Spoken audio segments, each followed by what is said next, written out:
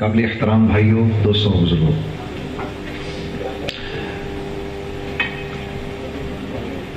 اس دنیا میں ہم اور اس کائنات میں ہم جتنی بھی نعمتیں دیکھتے ہیں، یہ ساری کی ساری نعمتیں اللہ کے ہاتھ میں ہیں۔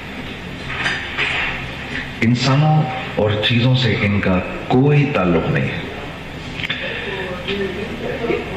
ریت کا ذرہ ہے نا، ریت کا ذرہ، یہ بھی اللہ کے سوا کوئی نہیں تخلیق کر سکتا۔ جبرائیل جیسا فرشتہ جس کا سر 7ویں آسمان پر ہے، پیر 7ویں زمین میں ہے، ریت کا ایک ذرہ بھی نہیں بنا سکتا۔ جو کچھ آپ اس کائنات میں دیکھ رہے ہیں، اس کی تخلیق 100% ایک اکیلے اللہ کے ہاتھ میں ہے۔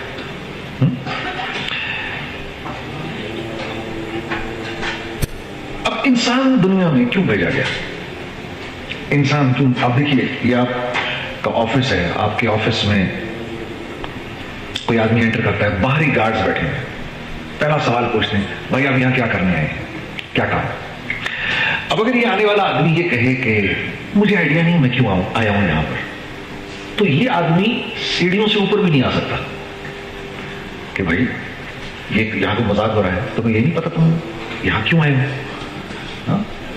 تو ایک آفس، ایک نارمل سا آفس، یہاں تو کوئی آدمی بغیر مقصد اور بغیر وجہ کے آ نہیں سکتا، تو اس کائنات کے اندر میں اور آپ بغیر وجہ کے ہیں، تو قرآن اس کو کیسے بیان کرتا ہے؟ تو قرآن کہتا ہے افحسبتم انما خلقناکم عبثا وانکم الینا لا ترجعون۔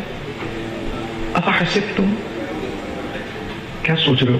کیا تمہارا خیال ہے تم ایسی پیدا کیے گئے ہو؟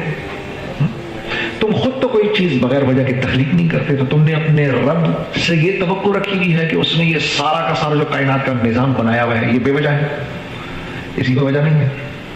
تم جو بنائے گئے ہو بے وجہ بنائے گئے ہو۔ تمہارا کیا خیال ہے تم نے واپس نہیں آنا ابھی میرے پاس؟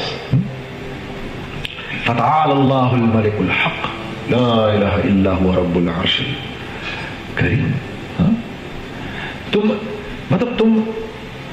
تم نے اپنے رب کی جو وزڈم ہے، جو تمہارے رب کا جو کامل علم ہے، تمہارے رب کی جو کامل حکمت ہے،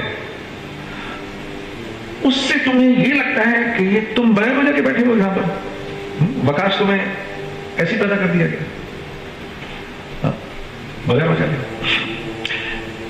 تو یہ انسان کا سب سے بڑا مسئلہ ہے کہ وہ یہ سوچتا ہے اپنی علم اور اپنی سوچ سے کہ میں دنیا میں کیوں آیا ہوں۔ اور انسان کا اتنا بھی علم ہے، اس کا محور یا تو اس کی نظر ہے یا اس کی زندگی کے تجربے ہیں۔ وہ یہ اوپر تک دیکھ سکتا ہے، اس کے آگے اس کو کچھ نہیں پتا کیا ہے۔ تجربوں سے اس نے 10 باتیں سنی ہیں کہ ہم چاند پر بھی اترے اور اب ہمارے جہاز مریخ پہ جا رہے ہیں، یہ اس کی زندگی کے تجربے ہیں، تو اس نے سوچ رکھے۔ جہاں انسان کی سوچ اپنے اختتام کو پہنچتی ہے، اس جگہ سے وحی کا علم شروع ہوتا ہے۔ جہاں اس کی لاجک اللاجیکل ہو جاتی ہے، وہاں سے وحی کا علم شروع ہو جاتا ہے۔ اب اگر رسول اللہ صلی اللہ علیہ وسلم ہمیں نہ بتاتے تو ہمیں زندگی پر نہ پتا چلتا کہ ادھر 2 کرامن کاتبین بیٹھے ہوئے ہیں۔ دنیا کی کوئی لاجک یہ پروو ہی نہیں کر سکتی، لیکن بیٹھے ہوئے ہیں۔ اسی لیے قرآن نے جب کہا نا ذالک الکتاب لا ریب فیہ، یہ ایک ایسی کتاب ہے، یہ سیدھی پکی ٹھکی بات کرتی ہے، اس میں کوئی توڑ جوڑ موڑ نہیں ہے۔ تو پہلی جو قرآن نے بات ماننے والوں کی صفت بتائی وہ یہ بتائی کہ یہ ہدایت دیتی ہے کن لوگوں کو؟ متقیوں کو، ھدی للمتقین، جو اللہ سے ڈرتے ہیں، صرف اس کو اس کتاب سے نفع ہوگا اور کسی کو نہیں ہوگا۔ جو اللہ سے ڈر رہا ہے، اللہ اس کتاب کے ذریعے اس کو صراط مستقیم پر چلائے گا، ہر ایک نہیں چل سکے گا۔ اور ڈرنے والوں کی پہلی صفت کیا ہے؟ الذین یؤمنون بالغیب، یہ غیب کی باتوں پر ایمان لاتے ہیں، جن باتوں کو انہوں نے دیکھا نہیں ہوتا، غیب کی باتیں پر ایمان لاتے ہیں۔ یہ غیب کی باتیں ہمیں کس نے بتائیں؟ رسول اللہ صلی اللہ علیہ وسلم۔ انہوں نے بتایا ادھر کرامین کاتبین بیٹھے ہوئے ہیں, مجھے تو نظر ہی نہیں آ رہا. انہوں نے مجھے بتایا ہے کہ وفی السماء, مجھے ان کے ذریعے پتہ چلا قرآن کہہ رہا ہے وفی السماء رزقکم وما توعدون, میرے بندو تم سے جس رزق کا وعدہ کیا گیا ہے وہ رزق دنیا میں نہیں ہے, دنیا سے اس کا کوئی تعلق نہیں, وہ آسمانوں سے آ رہا ہے. وفی السماء رزقکم وما توعدون, کہ میرے بھائی وکاس تم سے جس رزق کا اللہ فرمانے میں نے وعدہ کیا ہے اس کا تعلق زمین, پتھر, سونا, چاندی, زراعت, کاشتکاری, سورج, چاند, ستاروں, پہاڑوں سے نہیں ہے, بلکہ یہ ہم آسمانوں سے اتارتے ہیں تمہارے لیے. لیکن مجھے تو سب کچھ یہاں سے ہوتا ہوا نظر آ رہا ہے. مجھے تو پیاس پانی سے بجھتی ہوئی نظر آ رہی ہے, اور پیٹ کھانے سے بھرتا ہوا نظر آ رہا ہے, اور اناج کے کھانے سے بھوک مٹتی ہوئی نظر آ رہی ہے. میں تو یہ دیکھ رہا ہوں کہ آنکھ دیکھ رہی ہے, اور زبان بول رہی ہے, اور کان سن رہے ہیں. مجھے تو یہ نظر آ رہا ہے کہ میری پیسے ہیں تو میرے کام بنیں گے, پیسے نہیں ہیں تو میرے کام نہیں بنیں گے.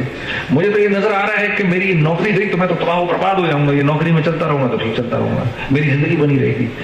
مجھے تو یہ نظر آ رہا ہے نا, یہ ساری چیزیں مجھے نظر آ رہی ہیں.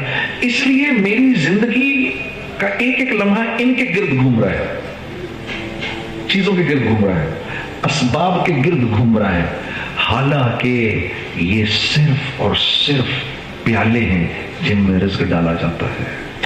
تو دراصل میں پیالے کی خدمت میں لگا ہوا ہوں, جو اس میں رزق ڈال رہا ہے اس سے میرا کوئی تعلق نہیں. تو جو یہ زندگی گزارے گا تھوڑے دنوں کے بعد پھر اللہ کی طرف سے اس پر حالات آنا شروع ہوں گے. یہ جتنی قومیں تباہ ہوئی تھیں یہ اپنی چیزوں میں گم ہو کے تو تباہ ہوئی تھی.